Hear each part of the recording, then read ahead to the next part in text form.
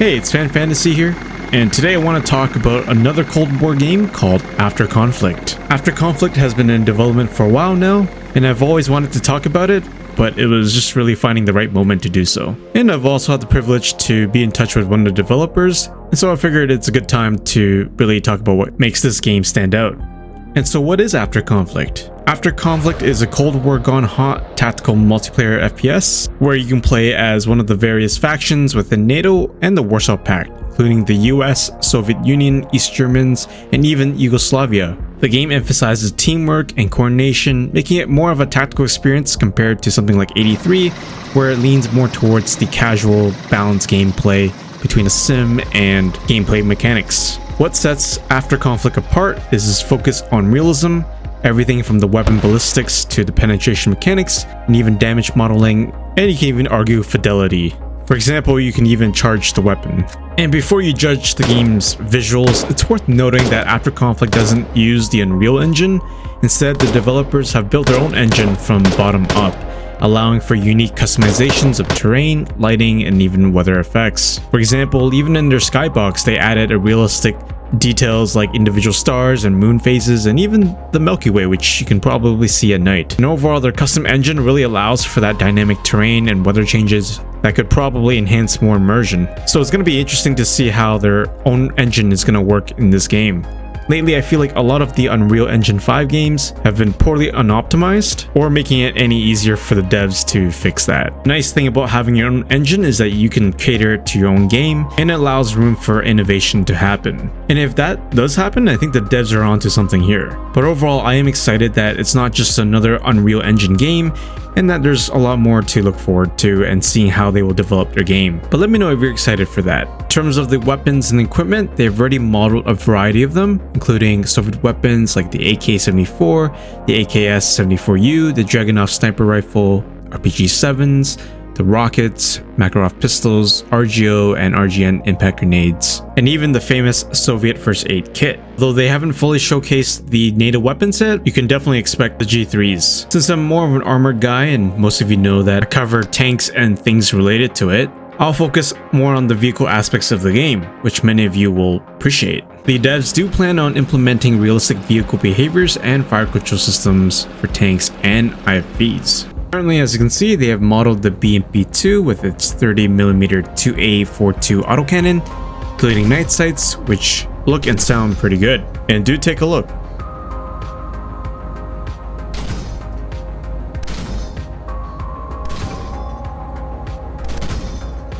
Currently, they also have the T-72B featuring the 1A401 fire control system.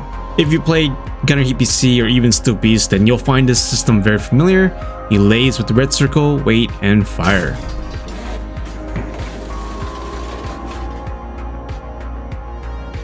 The T-72B also includes the 9K120 gun launch ATGM using the 1K1349 sights. And as you can see, I'm driving it right now and it feels really great. At least for now, you can manually change gears using E to gear up or pressing Q to gear down or reverse. And I actually kind of like this because it makes you actually feel like you're controlling the tank and making every movement matter. Another system that they developed is the 9K111 ATGM, also known as the AT-4, which is a portable missile system capable of knocking out tanks.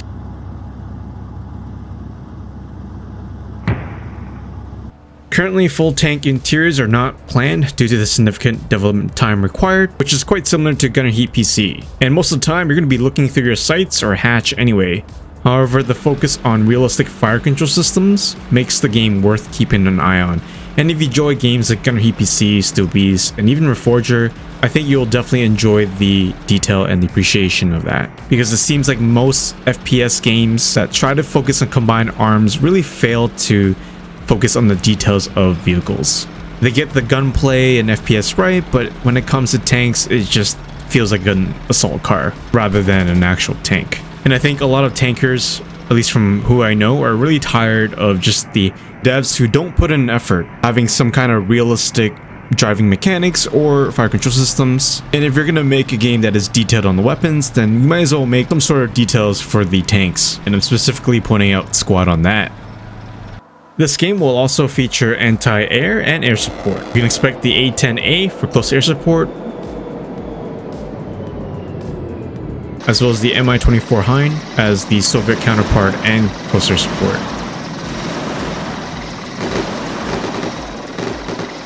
To counter these threats, there are off-map anti-air units including the Flak Panzers and the 9K-31s, essentially BRDM-2s equipped with surface-to-air missiles. As you can see, After Conflict already has a solid foundation, but there's still a lot more to do. And the reason for the slow development is because of the war in Ukraine, which unfortunately has slowed things down. And personally for me, I really appreciate the attention to the details in the weapons, vehicles, and even the fire control systems. And if you enjoy the Cold War genre, well, I think this game is something to really keep an eye on.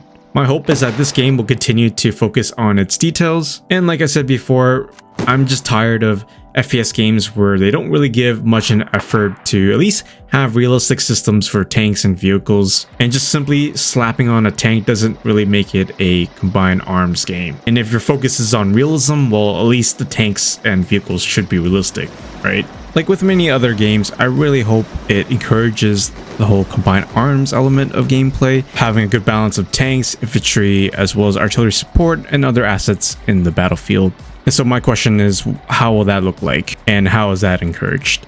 In terms of the future and what this game will look like, or at least the future plan for 2025, is that they do plan on having a public firing range demo available for people to try out. And so that is something to keep an eye out on. And again, with the war that is going on, things are still slowly in development. And so I do really hope for the best for these devs. And so this is a game to keep an eye out on, especially with the Cold War theme and the attention to details, which I think you'll all appreciate if you're fans of Gunner PC, Steel Beast, and other tactical FPS games. But I also want to hear from you. Let me know your thoughts, if you guys are excited for this game, if you're looking forward to it, and let me know what you hope to see in After Conflict. I do look forward to covering more of this game, and I'll let you know if there's any updates, but so far I just want to let you know about After Conflict, and hopefully you guys can support these devs as well too, as they already have a good foundation on their engine and some of the weapons and other details.